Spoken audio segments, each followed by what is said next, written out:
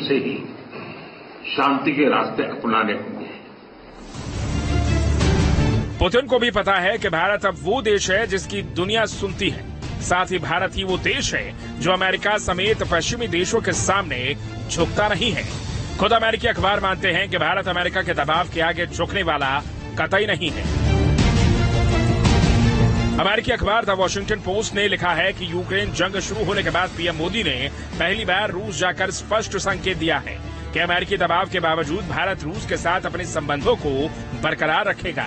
The New York times ने लिखा है कि रूस चाहता है कि पश्चिमी प्रभुत्व वाली वैश्विक व्यवस्था को नया आकार देने में भारत उसका भागीदार बने।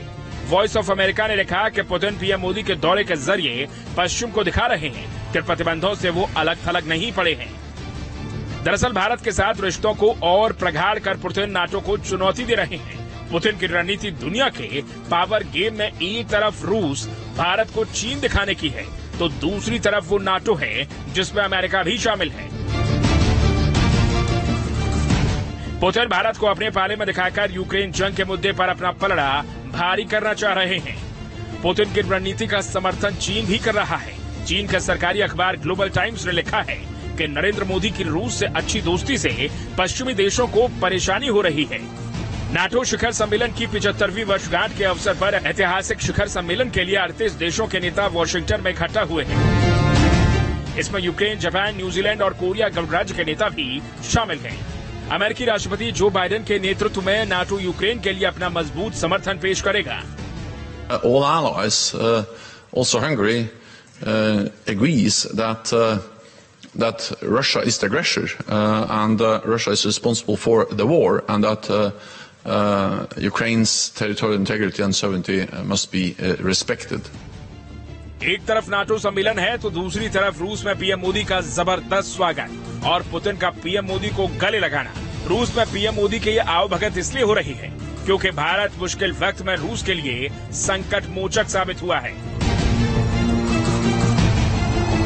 यूक्रेन में जंग छिड़ने के बाद रूस कठोर पश्चिमी प्रतिबंधों से जूझ रहा है। इससे रूसी अर्थव्यवस्था के लिए मुश्किल हालात पैदा हो गए। ऐसे में भारत ने अमेरिका के दबाव के आगे न झुकते हुए रूस से तेल और कोयले के आयात को बढ़ाने का फैसला किया। इससे भारत में रूसी निर्यात $50 अरब को पार कर गया। इसके साथ ही कृषि समेत दूसरे क्षेत्रों में भारत से रूस को निर्यात बढ़ाने की योजनाएं पाइपलाइन में हैं। भारत से दोस्ती का असर रूस की अर्थव्यवस्था पर सकारात्मक पड़ा है। चुनौती भी पूरे विश्व के सामने बहुत बड़ी गहरी थी। ऐसे समय आपके सहयोग के कारण भारत में हम सामान्य नागरिक को पेट्रोल डीजल की आवश्यकताओं में कठिनाइयों से हम बचा पाए। इतना ही नहीं, विश्व को ये बात स्वीकार करनी होगी कि भारत और रूस का फ्यूल के संबंध में जो एग्रीमेंट रहा उसने दुनिया को भी एक प्रकार से मार्केट में स्टेबिलिटी देने का इनडायरेक्टली बहुत बड़ा काम किया है। जानकार मानते हैं कि पीएम मोदी का रूस दौरा कई मायनों में अहम है। जहां एक तरफ पुतिन से दोस्ती को और मजबूती देकर पीएम मोदी ने चीन को संदेश देने की कोशिश की है, वहीं मॉस्को से शांति का संदेश देकर पीएम मोदी अमेरिका को भी ये बताना चाहते हैं कि भारत ही वो कड़ी है जो पश्चिमी देशों और रूस के बीच मध्यस्थ की भूमिका निभा सकता है, दोनों पक्षों के बीच बातचीत का जरिया बन सकता है। अगर ऐसा होता है तो दुनिया में नए पावर सेंटर के तौर पर भारत की स्वीकार्यता बढ़ जाएगी।